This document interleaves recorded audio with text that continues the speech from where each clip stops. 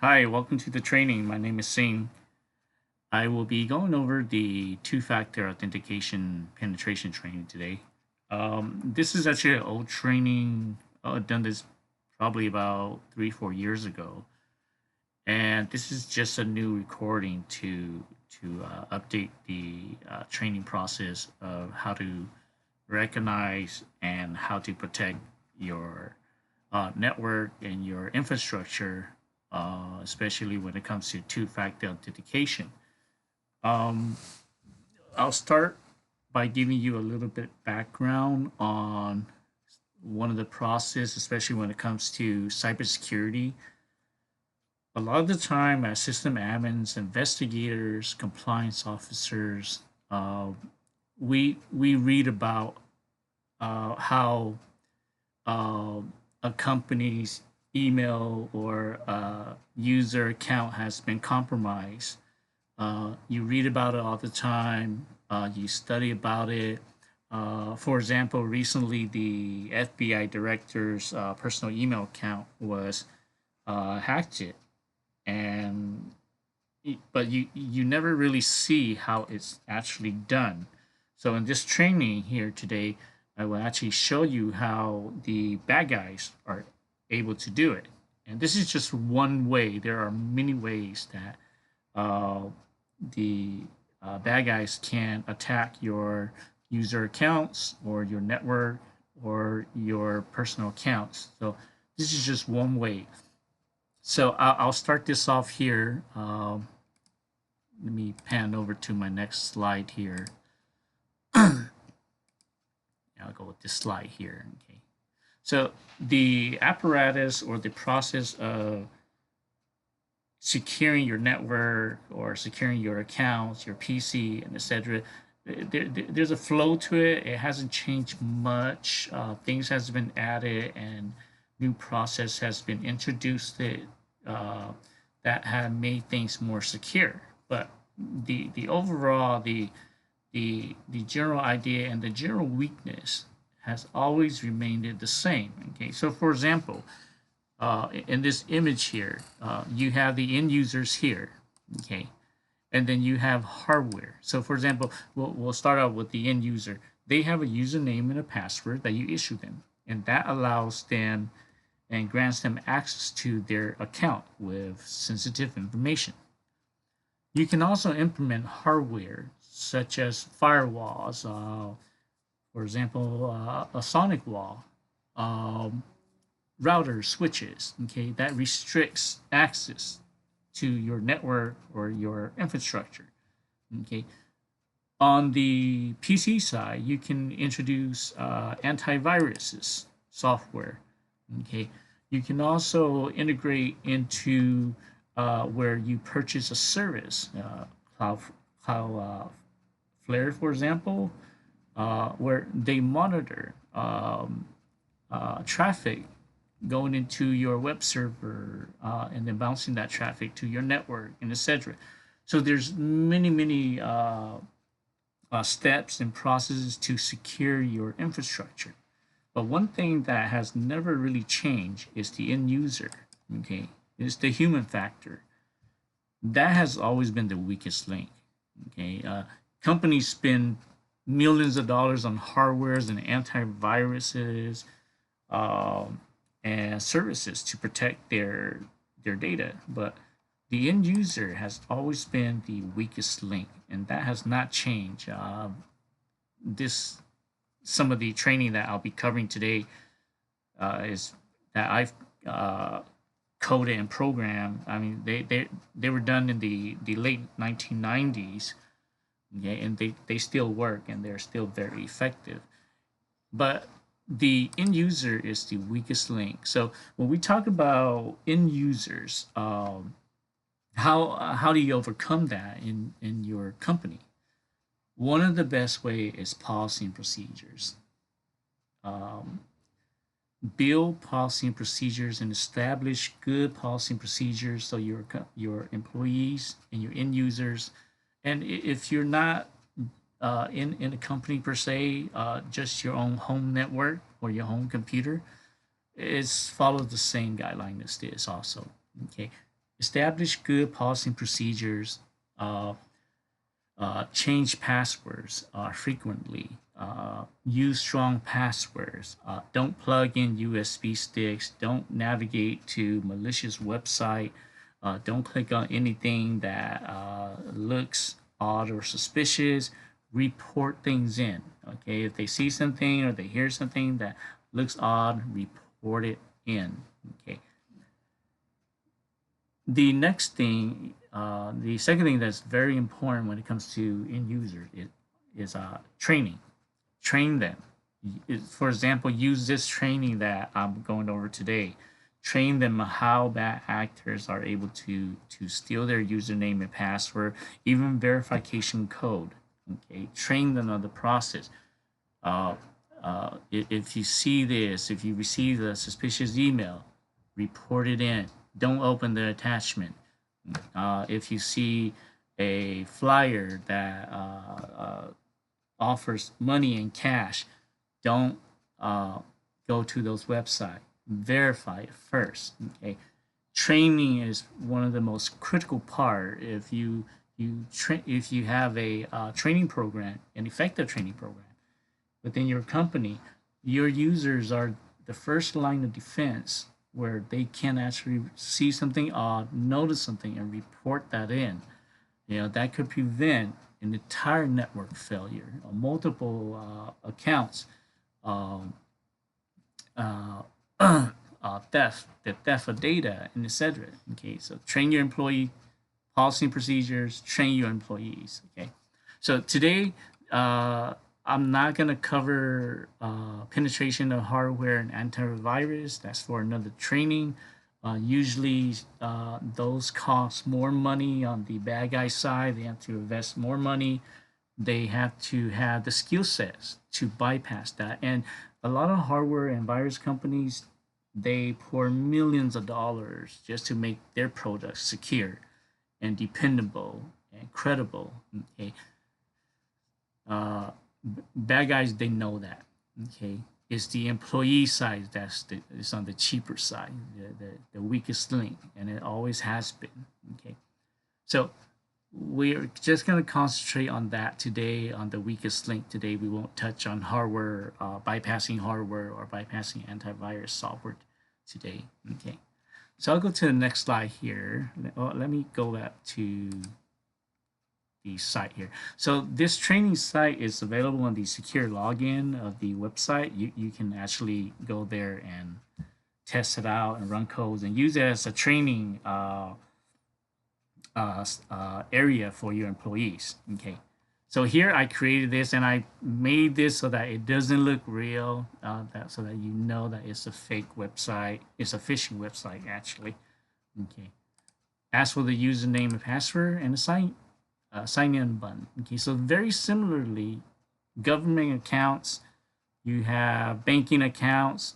That's normally the first thing that they ask you is your email or your username and then your password, and you click sign in. Okay, so imagine that as that's the basic login here.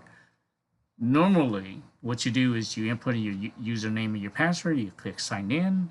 So when we're talking about two-factor authentication here, there's two steps to it. Okay, username and password, and then once you input that in, you get a verification code.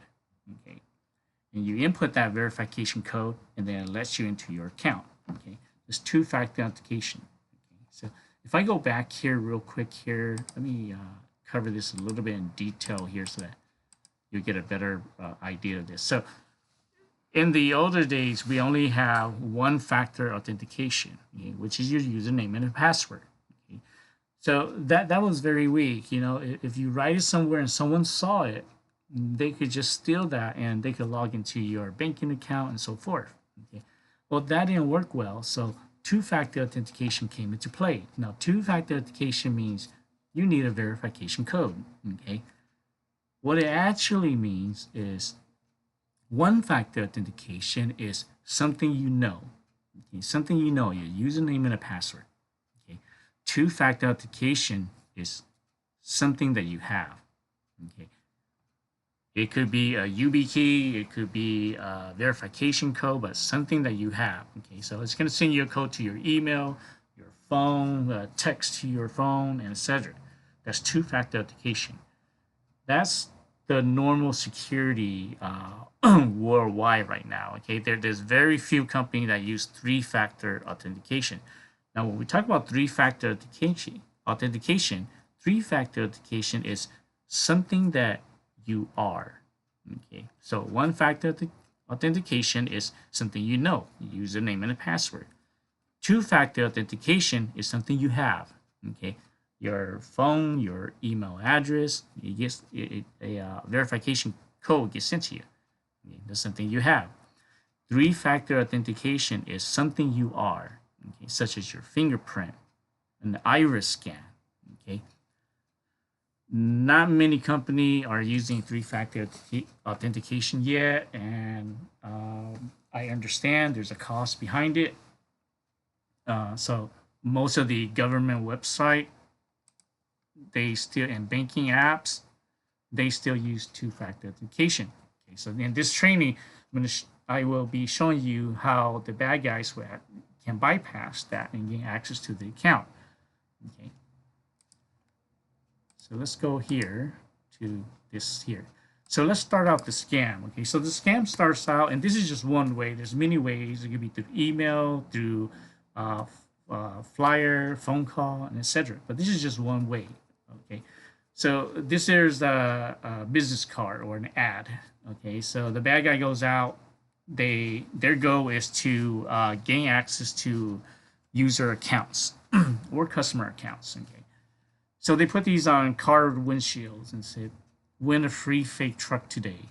Okay, scan the code or email this to this email address here, neverwin@dogon.com, and from our fake casino, you can win this beautiful truck here. Okay, enter as many times as you like, and residents only, and so forth. Okay, so they usually use this type of scam to attract people. It could be a car, it could be cash, big bundle of cash here, with 50,000, $1 million, and so forth. But it's something to attract you.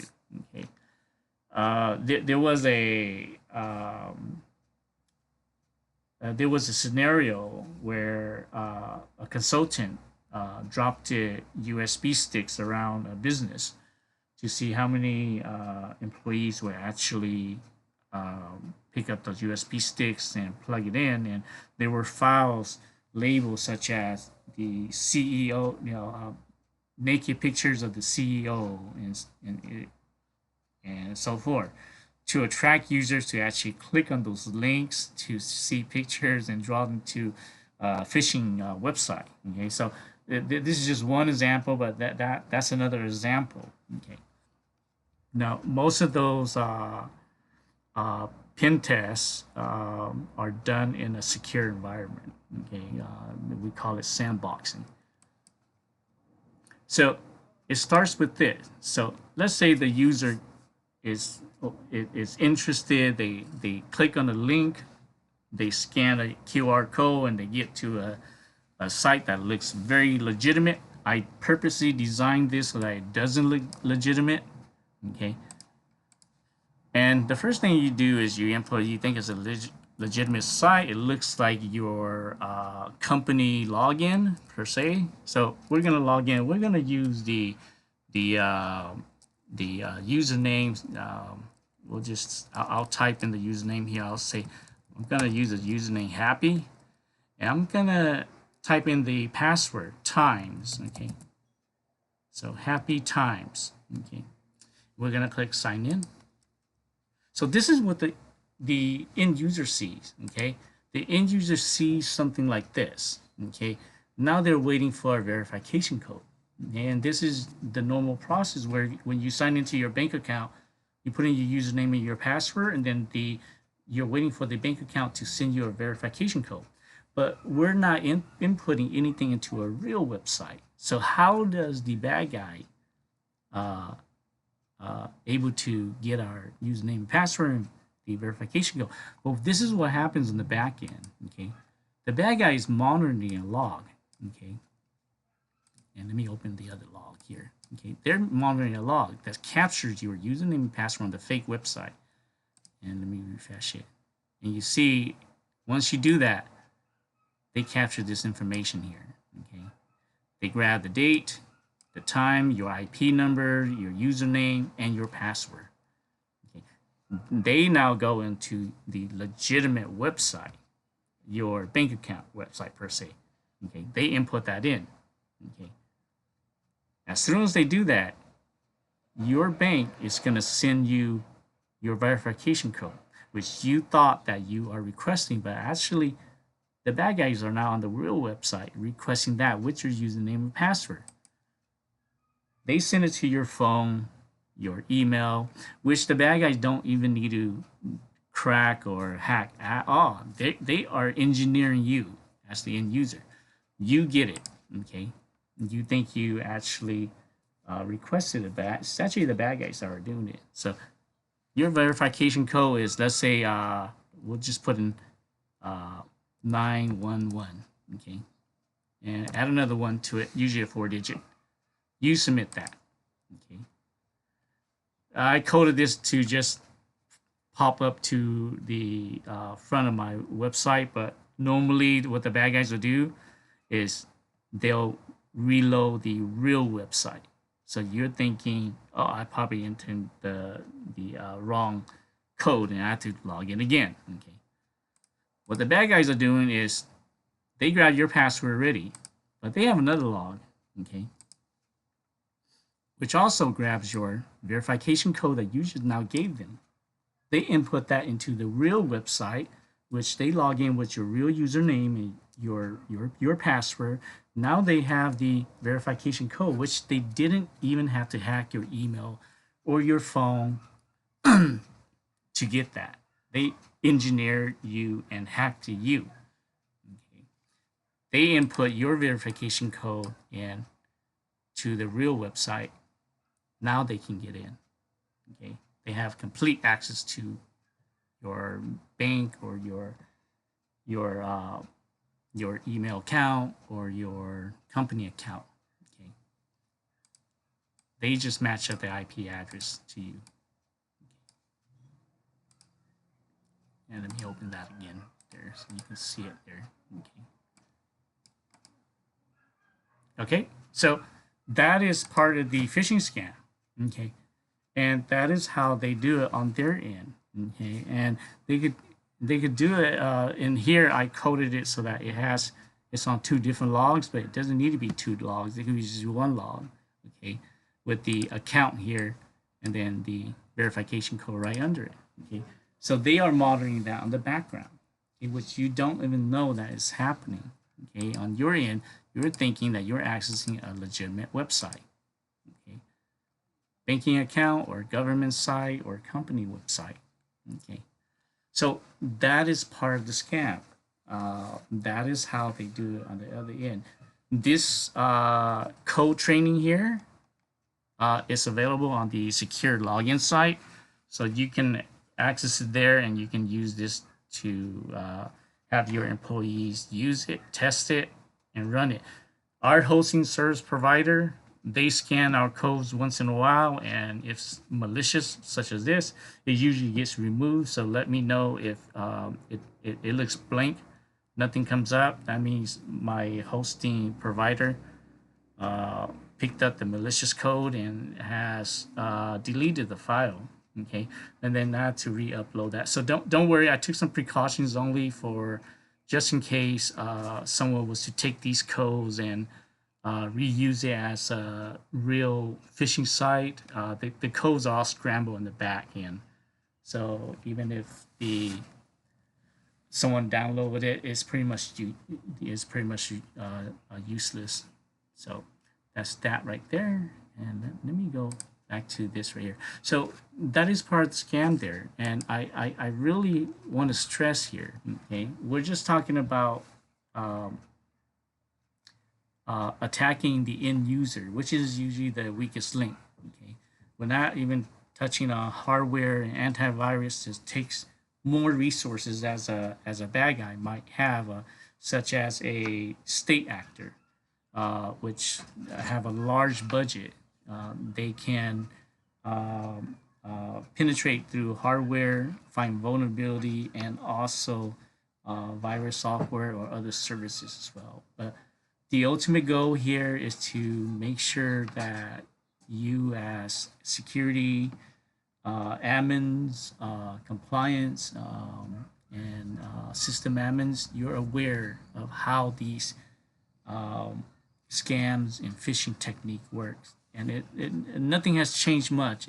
The weakest link of the security process has always been the end user. So once again, how do you make your end users more aware?